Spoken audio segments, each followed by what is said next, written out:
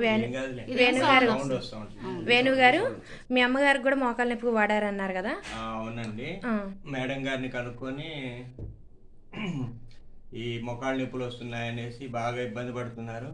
కానీ ముందు వద్దు, ఈ చాలా చూసామనేసి మా అమ్మగారు కూడా రిజెక్ట్ చేశారు. సరే 1 మంత్ ఆగాను, తర్వాత వాడమ్మా అనేసి కొంచెం గట్టిగానే ఇచ్చాను. ఇస్తే కొలాజిన్, ఆ పౌడరు, కాల్షియం, 4 రకాల ప్రొడక్ట్స్ ఇచ్చారండి. గ్లూకోజమైన్, ఫ్లాక్స్ ఆయిల్ అవన్నీ ఇచ్చారు. వాడారు. ఒక 1 మంత్ అయ్యాక ఎప్పటి నుంచో ఒక 10 years నుంచి వాపు ఉన్నది, కాస్త వాపు గుంజింది.